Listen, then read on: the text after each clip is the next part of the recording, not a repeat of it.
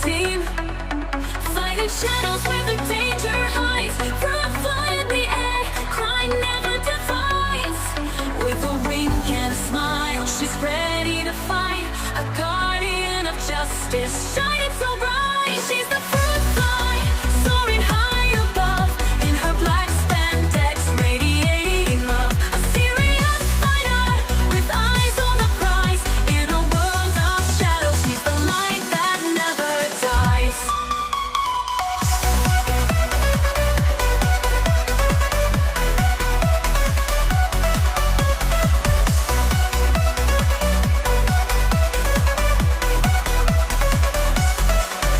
In the city lights, where the villains creep, she's a force of nature, never loses sleep.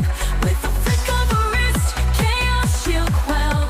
Dancing through darkness, ringing justice's bell. Her heart full of courage, her will like steel. In the depths of night, she makes the deal. She's a fruit fly, soaring high above. In her black spandex, radiating love. A serious fighter, with eyes on the prize. In a world of shadows, she's the light that never dies.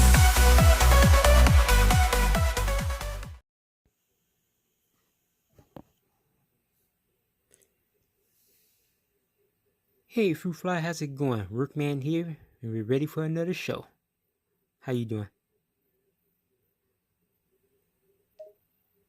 Hey there, workmen. I'm doing great. Thanks for asking. I'm ready and raring to share another exciting story with the viewers. All right, that's what I'm talking about. And hello to our viewers out there, and we're ready to have a good show. Hello to all the viewers out there tuning in. I'm excited to embark on another thrilling adventure with you all. Buckle up and get ready for a fun ride. So, Fruit Fly, what do you have for us today? I've got another incredible tale to share with you all today. I was patrolling the city when I came across a group of mischievous monkeys who had gotten loose and were causing chaos in the city. Wow, that sounds interesting. So tell us about that. What happened? As I was flying through the streets of the city, I noticed a commotion and heard noises of confusion and distress coming from a nearby park. Upon investigation, I found that a group of monkeys had escaped from a traveling zoo exhibit and had taken over the park. Oh, wow. Huh. So, what did you do about it? Upon discovering the loose monkeys, I knew I had to act fast to get the situation under control. I approached the park and saw the monkeys climbing on trees and causing a ruckus, much to the dismay of the park visitors. Huh, interesting. So, what kind of monkeys were they? Were they baboons or just some other monkeys or what? As I observed the monkeys in the park, I noticed that they were a mix of different species. There were macaques, gibbons, and even a few baboons running around and creating a ruckus. Huh, so what happened? At first, I tried to approach the monkeys and speak to them in a friendly and authoritative manner, asking them to calm down and return to their exhibit. However, the monkeys were too frenzied and rowdy to listen to reason. They continued their antics, leaping from tree to tree and causing chaos in the park. Huh, interesting. Well, I guess that'd be kind of hard to speak to them anyway, considering they don't really understand as well. I don't know. I guess it just depends. I know I don't speak monkey. True, communicating with monkeys can be quite a challenge. While they are intelligent creatures, they don't speak human language, so it's not easy to convey complex instructions or reasoning with them. That's why I had to get creative in order to handle the situation. So what did you do? After my initial attempts at communication failed, I knew I had to try a different approach. I quickly surveyed the area and noticed that the monkeys seemed particularly attracted to a patch of banana trees in a nearby portion of the park. Oh, okay. So what happened then? Taking advantage of their attraction to bananas, I devised a plan to lure the monkeys back to their exhibit. I flew over to the banana trees and carefully collected a few ripe bananas, then went back to the area where the monkeys were causing mayhem. Okay, so then what happened? Once I had the bananas in hand, I began waving them in the air, hoping to get the monkeys' attention. Sure enough, the monkeys caught sight of the bananas and quickly became intrigued, hopping down from the trees and approaching me to investigate. Okay, so then after that, what happened? Once the monkeys had gotten close enough, I began leading them back to their exhibit, using the bananas as bait. I waved the bananas in the air, encouraging them to follow me, and surprisingly, they fell for it. Oh, great. Okay, cool. So you end up getting them back to where they belong? Yes. With a bit of cleverness and the lure of bananas, I was able to get the monkeys safely back to their exhibit. The zookeepers were relieved to have the monkeys back in the enclosure and thanked me for my help. Okay, very good. So nobody wasn't hurt in the process, was it? No, thankfully, nobody was hurt during the incident. The monkeys were mischievous, but not aggressive, so I was able to handle the situation without anyone getting injured. Okay, glad to hear it. Glad to hear it. Job well done. Thanks, workmen. Just another day in the life of Fruit Fly, keeping the city safe and dealing with unusual situations. Indeed, indeed. So what other stories do you have for us? You betcha! Well, I gotta get back to patrolling the city. Can't let any villains or mischievous monkeys get too far out of hand. Oh, I've got plenty more tales from my adventures as a superhero. Want to hear about the time I fought a group of robotic squirrels? Wow, okay, let's hear it. All right, buckle up, because this one's a good one. It all started when I was patrolling the city, and suddenly I spotted a group of squirrels acting suspiciously. However, upon closer inspection, I realized that these weren't ordinary squirrels, but robotic squirrels. Wow, that sounds interesting. Sound like something from Sonic the Hedgehog when Dr. Robotnik is turning animals into robots. Yeah, it was definitely a scene out of a video game.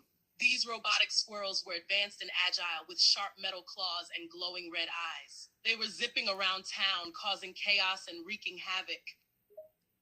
Wow, that's interesting. So where did they come from? Who created these robot squirrels? Do you have any ideas?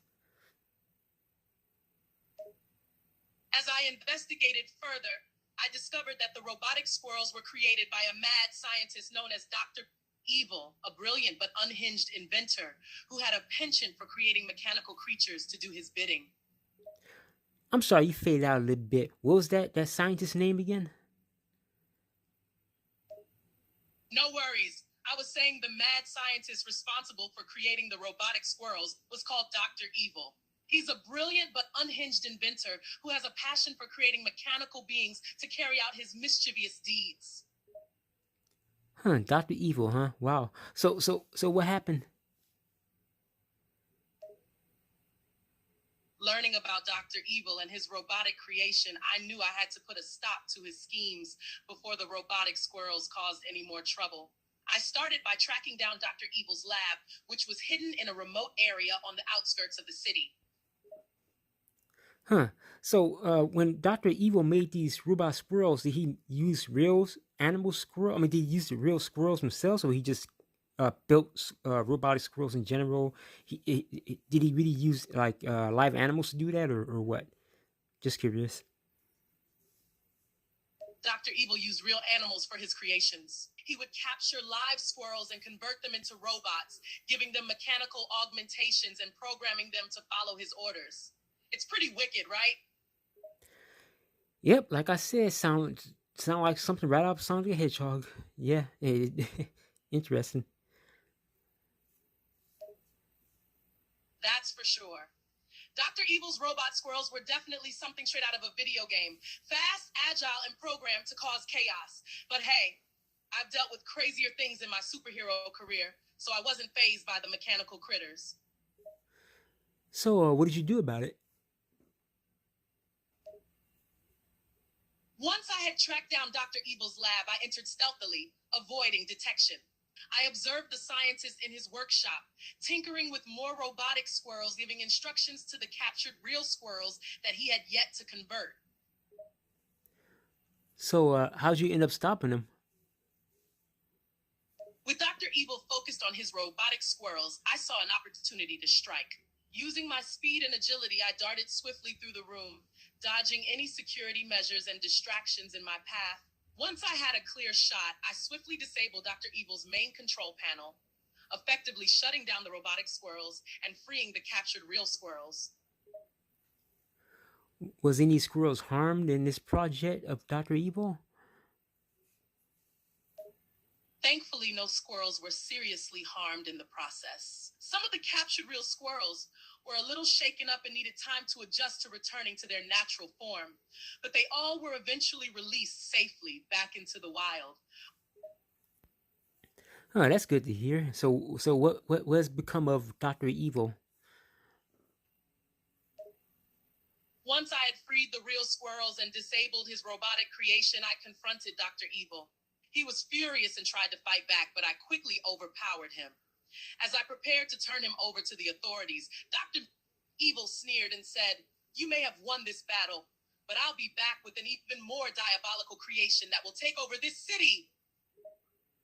Huh, is that right? So, what do you think of that when he said that to you? When Dr. Evil threatened that he would be back with a new creation, I just chuckled and replied, "Bring it on, Dr. Evil.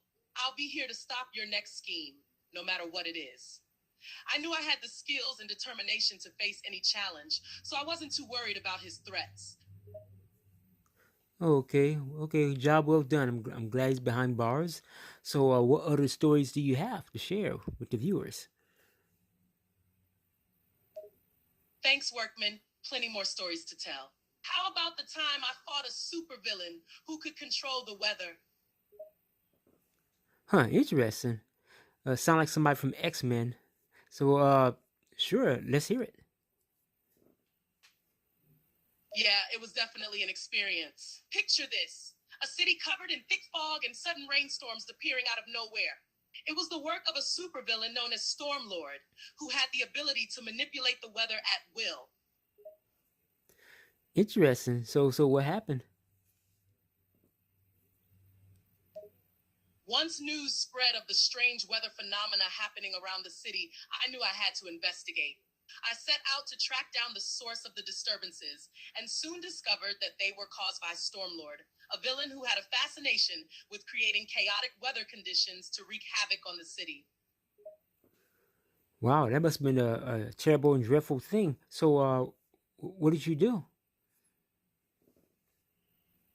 Dealing with Stormlord and his chaotic weather powers was definitely a challenge. He had the power to summon thunderstorms, create powerful winds, and even cause lightning strikes. It was a real test of my agility and resilience. I quickly realized that traditional fighting methods wouldn't work against him. Instead, I had to use my wits and speed to avoid his weather attacks and find a way to neutralize his powers. So how did you do that? Especially against somebody like that who can probably whip up a cyclone and blow you into somewhere far away. I mean, wow. So how'd you even deal with somebody like that? That's a great question. Dealing with someone like Stormlord required a combination of strategy and cleverness. Since he had control over the weather, I knew I couldn't engage him in a traditional fight. Instead, I decided to try and expose a weakness in his powers. I observed his abilities closely and noticed that he had to focus and maintain his concentration to create and maintain the weather disturbances. This gave me an idea. Huh, so what was the idea? What did you do? Realizing that Stormlord's powers relied on his concentration, I thought of a plan. I decided to use my speed and stealth to distract him and break his focus. By moving quickly and unexpectedly, I was able to disrupt his concentration and cause his weather powers to become unstable. As he struggled to maintain control, I seized the opportunity to dart in and deliver a swift and powerful blow, temporarily disabling him and neutralizing his abilities. Huh, great, well done, well done. You should threw a kiwi in his eye. Ha! That would have been a good idea. I'll add that to my list of tactics for the next time I face a villain with weather controlling powers. You never know when a well-placed kiwi could come in handy. I was joking, but hey, that just might work. No, with your abilities of turning fruit into weapons, I'm quite sure you can pull it off. You know, you're right. With my ability to transform fruits and vegetables into weapons, I could definitely use a kiwi as a makeshift projectile. I could even turn it into a sharp throwing knife before hurling it at my enemy. Wow, that'd be pretty cool. So then what happened then after that? After I successfully disabled Stormlord and neutralized his weather powers, I quickly alerted the authorities and they promptly arrived to take him into custody. Stormlord was furious and vowed revenge, but I just quipped back. Maybe next time you'll think twice before causing havoc with the weather. Well done, well done. Thanks, Workman. It's always satisfying to take down a supervillain and save the city from chaos and destruction. So what else do you have for us?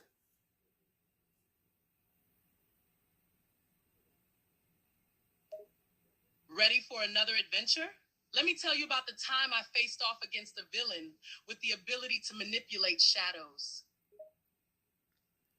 Huh? Sound like a villain you dealt with before. So is this a different villain? You're right. I have encountered a villain with shadow manipulation powers before, but this one was unique. While both villains had the power to control shadows, the one I mentioned now had a different motive and a completely different approach to their villainous acts. Oh, please do tell. You got it! This particular villain, known as Shadow Master, was a cunning and manipulative mastermind who aimed to plunge the city into total darkness and chaos. Huh? So what happened then? Shadow Master was a different beast compared to the other villains I had faced. He was stealthy, elusive, and had the power to manipulate and travel through shadows, making him hard to pinpoint and even harder to catch. Huh? So what did you do about it? Dealing with Shadow Master required a different approach. Since he was adept at hiding in shadows, I couldn't just rush in and confront him head on. Instead, I decided to use the elements to my advantage against his shadow manipulation powers. Huh? That's cool. That's cool. So how'd you end up taking him down? To counteract Shadow Master's ability to travel through shadows, I decided to use my speed and agility to lure him out into the open. Knowing that he relied on shadows for stealth and mobility, I used my powers to move in and out of the shadows, drawing him out of his comfort zone and into a more exposed area. Once I had him in my sights, I quickly and relentlessly attacked him with a barrage of punches, kicks, and well-aimed fruit projectiles. With his powers neutralized and his mobility hindered, I managed to incapacitate him and turn him over to the authorities. Okay, you did some fruit foo on him, huh? You could say that. Fruit foo is a powerful weapon in my arsenal. With fruits and vegetables by my side, no villain stands a chance. Well done, well done. So he's locked up behind bars, huh? Indeed, Shadow Master is now locked behind bars, thanks to my quick thinking and some strategic use of fruit foo. Okay, well done. So what other tales do you have for us? How about I tell you the time I accidentally got involved in a superhero prank war? Accidentally? Wow. What happened? Well, you know how superheroes can have a competitive streak, right? Well, a group of us decided to have a little fun and declare a prank war, with each hero trying to outdo the others in pranks. Oh, okay, that sounds interesting. Sounds funny. So, tell us about it. It was chaos, let me tell you. Things started off small with classic pranks like placing whoopee cushions on chairs and putting itching powder in each other's suits. But soon things escalated, with pranks getting more elaborate and outrageous. Sound like y'all was having a good old fashioned fun, but how did it get out of hand? Well, as things progressed, the pranks became even more elaborate and destructive. One hero thought it would be hilarious to create an army of robotic pigeons and set them loose in the city. Another hero thought it would be even funnier to reprogram the traffic lights throughout the city, causing utter confusion and gridlock. Well, that don't sound like a very good prank at all, especially messing with the signal lights can cause somebody to have an accident. So, I think they was taking that prank a little too far. You're absolutely right. Pranking is supposed to be a bit of lighthearted fun, but some heroes got carried away and started causing some serious havoc. The traffic light prank in particular was a dangerous move that could have resulted in major accidents and chaos. So, what happened from there? Well, after a few more pranks went wrong, we realized that the prank war had gone too far and was starting to cause more harm than good. So we ended up calling a truce and agreeing to stick to harmless pranks from then on. Okay, very, very good. So, what's next on y'all list? Roasting each other? We did have some friendly banter and roast throughout the prank war, but no one took it too far. We were all good friends and knew when to call a truce on the playful trash talk. I'm just curious. What was one of your roastings to one of the your superhero buddies? Well, there was one time when I roasted my friend Supersonic for his love of unhealthy snacks. I said something like, "Hey, Supersonic, your diet is so unbalanced, you should change your name to Super Junk Food. How many burritos can you fit in your mouth?" Okay, that's interesting. All right. Uh, so basically everything was back to normal. Y'all finished with the pranks and y'all just called it truce, huh? Yeah, we called it quits on the pranks and agreed to stick to more wholesome competitions and adventures. But it was a fun and memorable experience, even if some pranks went a little overboard. Okay. All right. So what other adventures do you have to tell? How about the time I saved the city from a rampaging robot with the help of my pet snail? With your with a pet snail? Sure, tell us about that one. Well, my pet snail's name is Speedy, and he's not your average snail. He's super intelligent and full of personality. I found him one day when he was young, and over time, we've developed a special bond. But anyway, Speedy ended up coming in handy when a rogue scientist created a robot that went haywire and started rampaging through the city. Okay, so what happened and how did Speedy play a part in it? So the robot was going on a rampage, smashing buildings and causing havoc. I was at a loss for how to stop it until I remembered Speedy's unique abilities. You see, despite his slow movement, Speedy is a master of slime and mucus production. Okay, so what happened? I quickly dashed over and grabbed Speedy, bringing him to the scene of the robot disaster. Once there, I had an idea. I used Speedy's mucus to create a slippery and slimy surface that caused the robot to lose its footing and slip and slide uncontrollably. Okay, so then what happened? Once the robot was sliding around on the mucus slick surface, I was able to deliver some well-placed punches and kicks, disabling it. Thanks to Speedy's help, I was able to save the city and prevent further destruction. Okay, now that's what I call teamwork. So well done. Teamwork definitely paid off in that situation. It just goes to show that sometimes even the smallest and least likely allies can make a big difference. Hey, well said, well said. So, what other tales do you have? Oh, I have countless tales and adventures to share, but how about I tell you the one about the superhero cook off? Oh, sure thing. This one's a classic. So, a group of heroes decided to host a superhero cook off. The rules were simple. Each hero had to prepare a signature dish and present it to the others for judging. The catch? The dish had to incorporate a touch of their superpowers. Huh. So what was your dish? For my dish, I decided to combine my love of fruits and vegetables with my powers of turning them into weapons. I created a vibrant fruit and vegetable stir fry, using my powers to turn the ingredients into edible yet still impressive weapons of sorts. The dish was not only tasty, but also a spectacle to behold. Huh. So, and all the, so who in all the dishes, who came out on top? Who won? Well, the competition was fierce, but I was proud to say that I won in the end.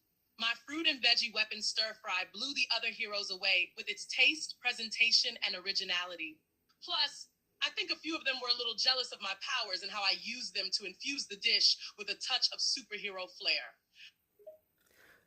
Huh. Interesting. So, what was the other dishes that was made by the other heroes? What did they make? Do you recall? Sure, I remember a few of the other dishes. There was Supersonic's Sonic Boom Burger, with special ingredients to make it extra fast and spicy. There was also Starlight Sparkle's Shooting Star Salad, which had a sparkle themed dressing. And how could I forget Laserbeam's fire crackling fajitas, cooked to perfection with his heat vision? Huh. Interesting. Very interesting indeed. Okay. It sounded like y'all had a lot of fun. I think that's what really matters. That y'all had fun.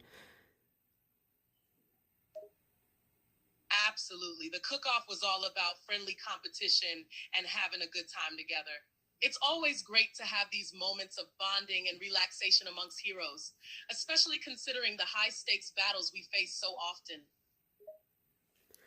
Okay. Well done. Well done. So, how about one more story for the viewers before we close out? Certainly, one more story to cap off the conversation.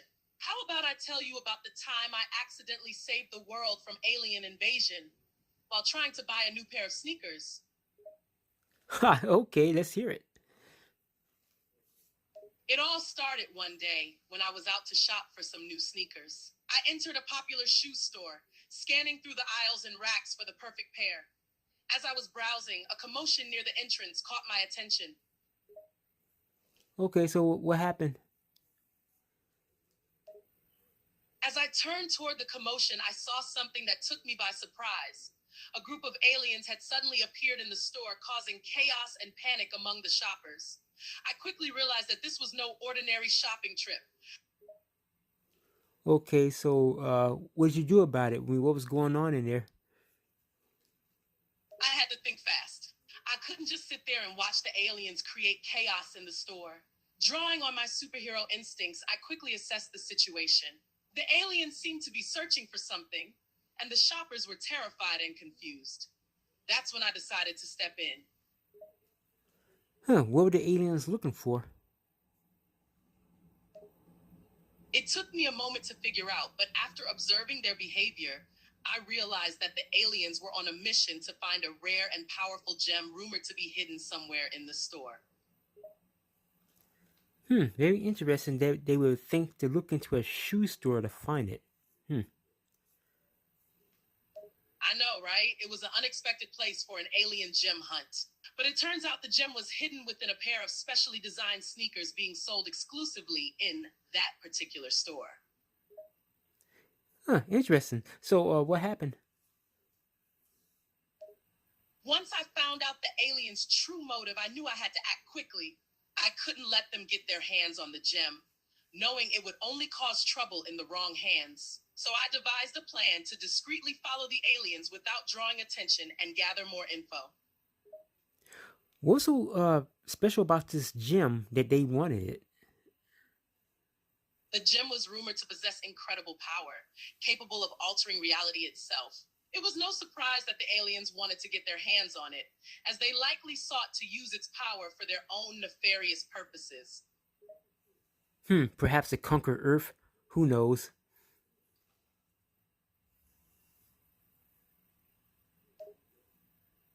Exactly. The gem's powers were too risky to leave in the hands of the aliens, so I had to step in and stop them before they could cause any more chaos or destroy the world. So how'd you go about doing that? How'd you stop them? Well, knowing I couldn't take them all on directly, I decided to use my stealth and agility. I snuck around the store, staying hidden in the shadows and waiting for the perfect moment to strike. Meanwhile, I also discreetly called for backup from some of my superhero buddies. All right, so it's like a lot of action finna happen now. So what happened? So while the aliens continued their search for the gem, I continued to follow and observe them. It was a tense situation, with shoppers panicking and the aliens growing more frustrated as they couldn't find the gem. But then, the moment I had been waiting for presented itself. And what was that?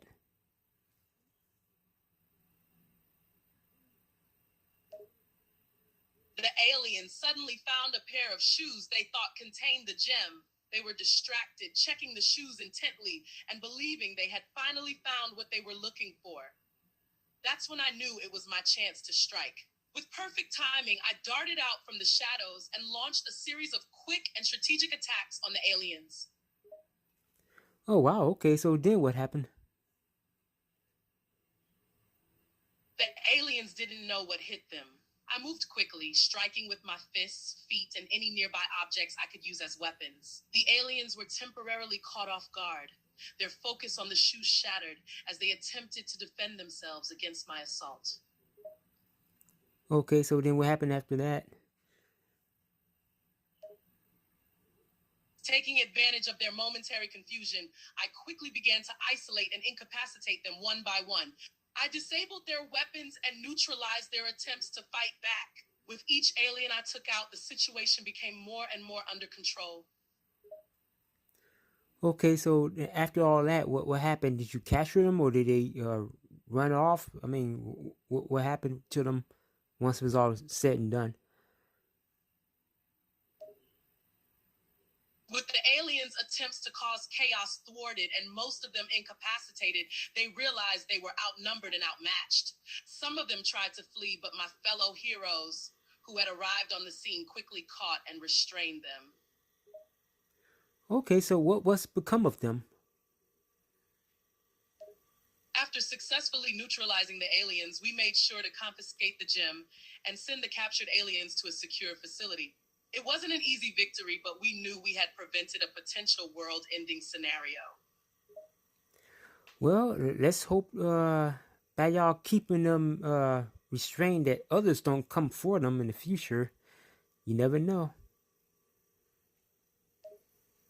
Absolutely. We took the necessary precautions to ensure the safety of the gem and prevent any future alien invasions or power grabs. The security of Earth and its inhabitants is of utmost importance to us heroes. Okay, so you and your friends have saved the day. Job well done. Yup. That day, thanks to my quick thinking and the help of my superhero buddies, we saved not only the shoe store, but the entire planet from alien invasion. Just another day in the life of a crime fighter. Okay, well done, well done. Well, I guess that concludes our show for today, and we'll do another one next time. So to our viewers out there, hope y'all enjoy the show. And what do you say, Fruit Fly? Absolutely, Workman. It's been a pleasure sharing my crime-fighting tales with your viewers today. Looking forward to our next chat and more adventures to come. Well, remember, they're not just my viewers; they're your viewers. Hey, you're the star of the show, so it's all about you. They're here to listen to your amazing tales. Oh, right. You're absolutely correct. I'm grateful for all the viewers tuning in to hear my stories. Well, okay then. We'll see you on the next one. And as always, if you have any questions for Fruit Fly or any questions about her amazing adventures, just put them down in the chat below, and she'll be more than happy to get back to you on that. Indeed, our viewers' questions and comments are always welcome. Keep sending in your queries and thoughts, and I'll do my best to answer and share more of my exciting adventures on the next show. Okay, Fruit Fly, we'll see you in the next one. Take care. Bye-bye. Absolutely. Take care. See you all on the next episode. Bye for now.